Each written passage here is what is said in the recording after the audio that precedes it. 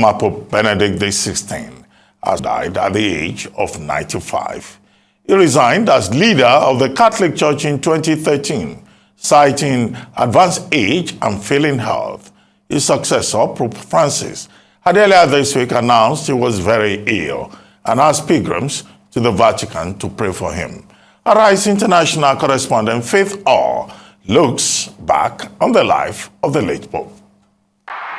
He was the man who said he never wanted to be Pope. But in 2005, Pope Benedict became one of the oldest to ever take on the role, at the age of 78. He had been looking forward to retirement when his predecessor, Pope John Paul II, died.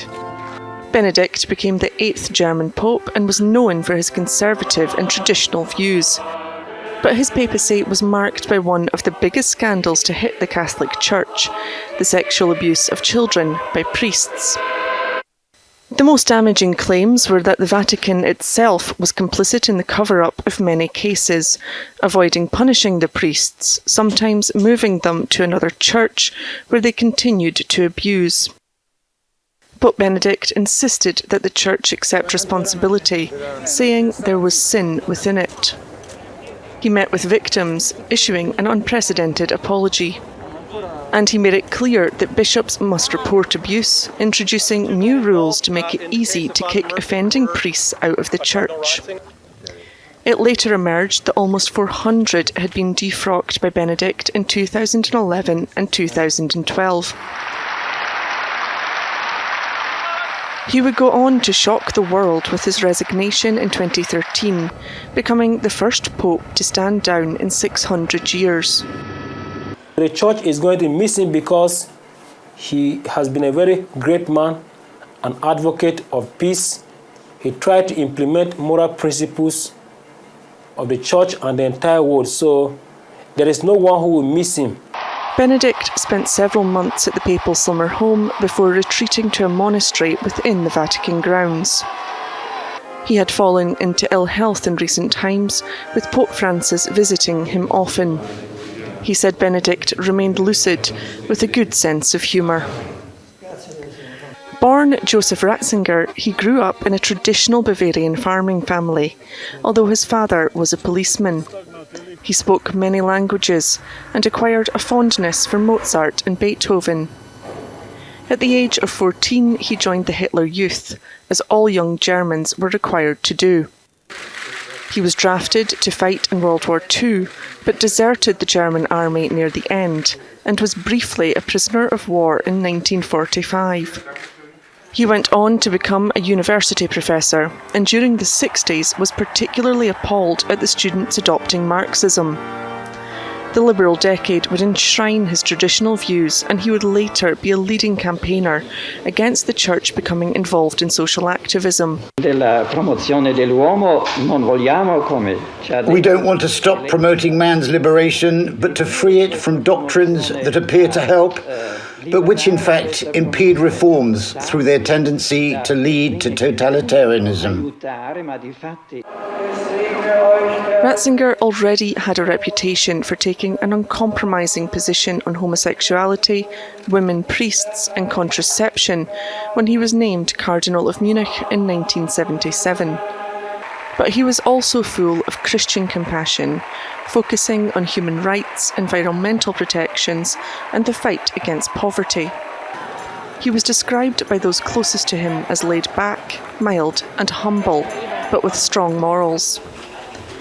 Benedict managed to offend Muslims, Jews, and Protestants with his actions and speeches, but he also reached across faiths, visiting the Blue Mosque in Istanbul and the Dome of the Rock in Jerusalem, as well as praying for peace at the Western Wall.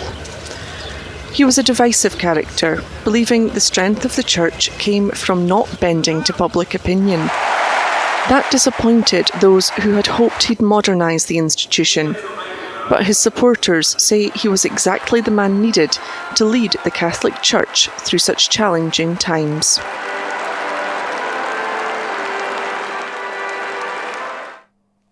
Meanwhile, leaders from around the world have been mourning the death of Pope Emeritus Benedict XVI, who was the first of the Catholic Church in modern history to to step down from his position. The leader of Benedict's native country, German Chancellor Olaf Scholz, tweeted that the former Pope was a special leader for many, not only in Germany. French President Emmanuel Macron posted that Benedict worked with all his soul and intelligence for a more fraternal world. Italian Prime Minister Giorgia Meloni called Benedict a giant of faith and reason, who devoted his life to the service of the Church. UK Prime Minister Rishi Sunak says Benedict's 2010 visit to the United Kingdom was a historic moment for Catholics and non-Catholics in the country, and is saddened to learn of the former Pope's death. And Nigeria's President Muhammadu Buhari fondly remembers Pope Benedict, who he says was greatly admired globally for his selfless leadership, renowned learning, and as a theologian and dedication to advance interfaith dialogue and peace. Benedict's funeral will be held on Thursday, January the 4th, at St. Peter's Square, with Pope Francis, who was named his predecessor in 2013, presiding. In the meantime, Pope Benedict's funeral will be held in St. Peter's Square, as I said earlier, on January the 4th. Now, we're not being joined by His Grace, the Archbishop of Abuja Archdiocese, Ignatius Kaigama, for a quick chat on the life and times of the late Pope Benedict XVI. What his death represents to the world's 1.3 billion Catholics and the efforts of the church authorities to stay with his traditional principles and message. Thank you very much, Your Grace, Most Reverend Ignatius Kaigama, Archbishop of Abuja Diocese, Catholic Archbishop of Abuja Diocese, for joining us. Happy New Year. Thank you. Happy New Year to you too. Yeah, thank you, Your Grace. In July 2012, Pope Benedict XVI, Pope Emeritus, who has now, gone ahead to be with the saints, named you a member of the Pontifical Council for the promotion of new evangelization. What kind of man was he? People have described him, academic theologian, a man who supported orthodoxy and continuity in a world that has increasingly become permissive. But you knew him. Who was he? Well, we thank God for the gift of Pope Benedict XVI. He was definitely God's gift to the Catholic Church and to the world. He was known for his great love for Jesus Christ. That is basic. His faith was what drove him to do whatever he did. He was a great theological teacher, and he was indeed a great and brilliant theologian. But alongside this, he was also a very holy person who tried to bridge faith and reason, and who tried to contemplate the person of Christ and to allow Christ to drive whatever he does. So we know him as a pastor, a good priest, a theologian, and somebody who was in love with Christ. And in his pontificate, he definitely tried to reach out to as many people as possible, to the Muslims, to the other Christian denominations. He was there and willing to collaborate with them in order to ensure unity and harmony and peace. Well, he preached against a world that had become largely disjointed and over-permissive. And for that reason, it was very controversial. Is the world any different today or worse? Yes, definitely. He preached against what he called moral relativism. Actually, he referred to it as the dictatorship of relativism, whereby we believe that truth is not absolute. Truth is reflected or interpreted by cultural conditions or individuals as they would want. That truth is not absolute. He didn't support that ideology. And so you could see that he was concerned about issues that were not favorable to humanity. War, for instance, abortion, for instance, and poverty and things like that that would not allow peace to reign. So Pope Benedict XVI was not only a pastor, he was a theologian, but also concerned with social issues. And that is why he was quite sensitive to all that was going around in the world. And he tried to establish relationships with Muslims, entered into dialogue with them, above all to ensure that faith and reason come together, that they should not be disjointed. And therefore, if you claim to be a believer, you should be able to bring your belief to bear on your life. And you should not allow emotions and other factors to overwhelm you, that you begin to be irrational about your belief. So we had a pope who was very spiritual, very pastoral, but also sensitive to social issues in the world. Well, will you agree with those who have described him as a misunderstood pope, considering the fact that many positions that he took turned out to be very controversial, particularly with regard to interfaith dialogue, and particularly with regard to his position that the Catholic Church is the truest democracy in the world, where even the dead could vote? Well, popes throughout history have been misunderstood. He is not the first to suffer such misunderstanding. But we know that, like the speech he made in Regensburg in Germany, people thought he was somebody that was hostile to Islamic beliefs or Muslims. But in actual fact, he tried to promote collaboration, he tried to promote understanding between Christians and Muslims, and he did so many things to that effect. He was certainly a very correct person and very firm on doctrines and truths. He wasn't going to exchange a truth for anything. And, like I told you, he fought against relativism, which he called the dictatorship of relativism.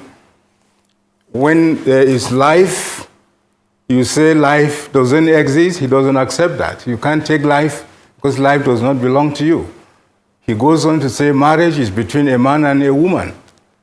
And teachings like that would offend contemporary thinkers. Those who think in secularist terms would certainly be offended, and they would be the ones to say he was very, perhaps, too doctrinal and was very firm on certain things. Yeah, he just wanted to keep protecting and upholding the traditions of the church and a faith that is not contaminated by any modern contemporary issues or factors.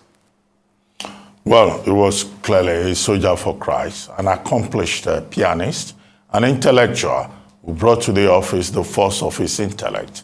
And he was a polyglot who spoke about 8 languages, and he was fluent in all of them. May he so rest in peace. But, Your Grace, you've been in the news today because of the homily you delivered for the new year, saying that Nigeria is in dire need of hope.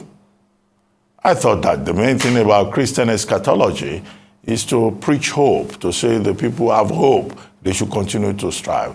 But you say we are in need of hope in this country. How do you mean? Well, there is so much desperation, frustration, disappointment everywhere. I have just returned from a pastoral visit to a village in the periphery of Abuja. I am in direct contact with the people. I know what they are going through. I stay in the office and I know the queues that are there to see me because they have problems. Problems that I cannot solve. They are economic problems. They are social problems.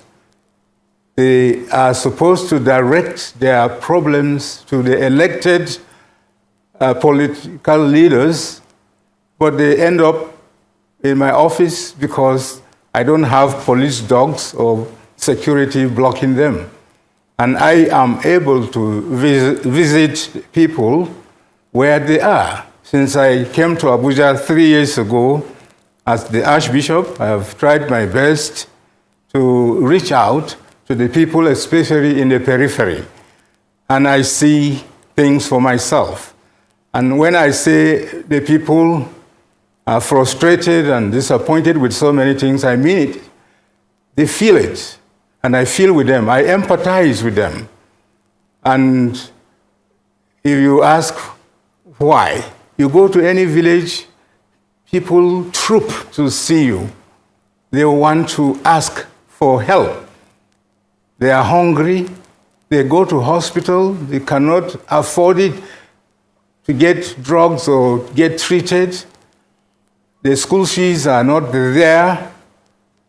There are many things I see, and that is why I say there is need for leaders that will be very sensitive to these people at the grassroots.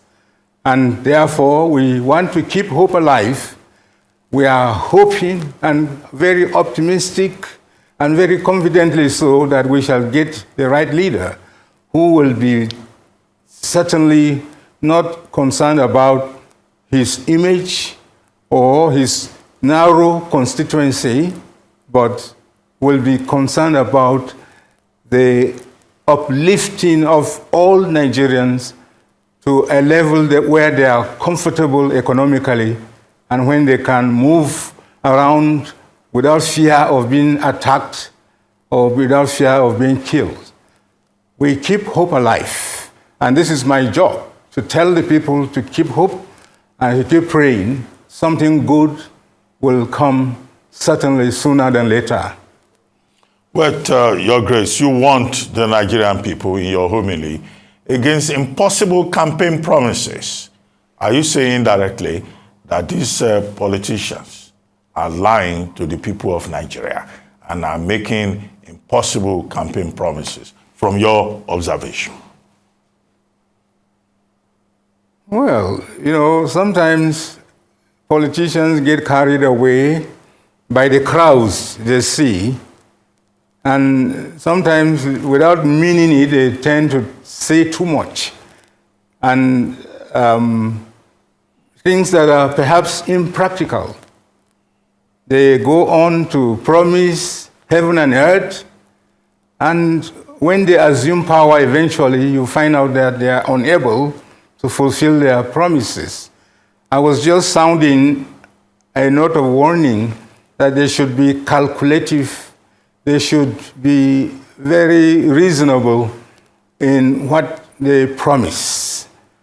What people need now is just the basic thing that will keep them happy and alive.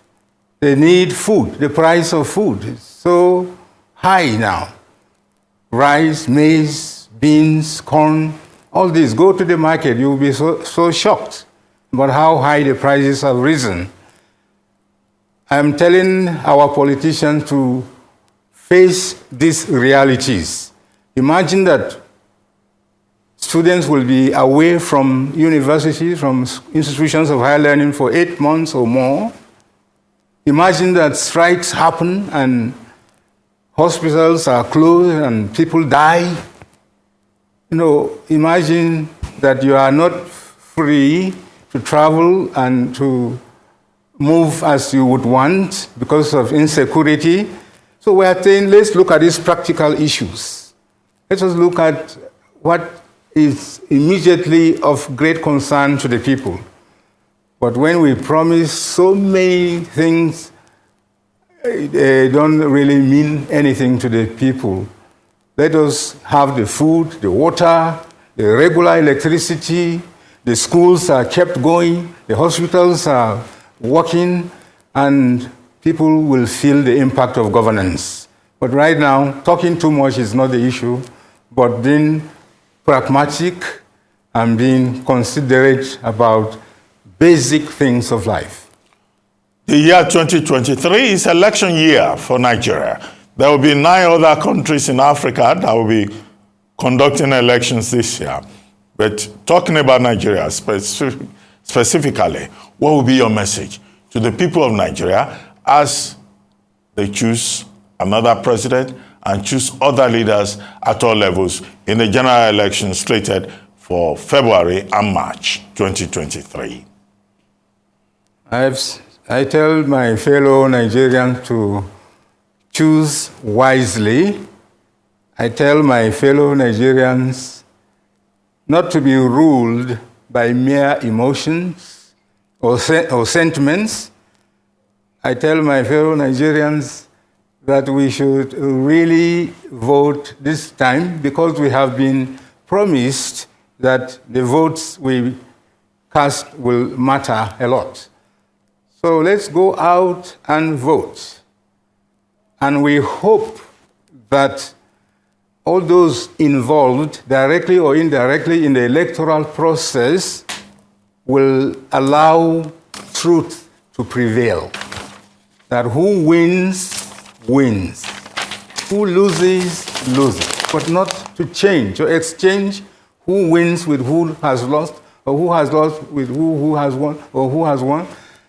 We want the elections to be fair and just. And so I am confident that this will be so.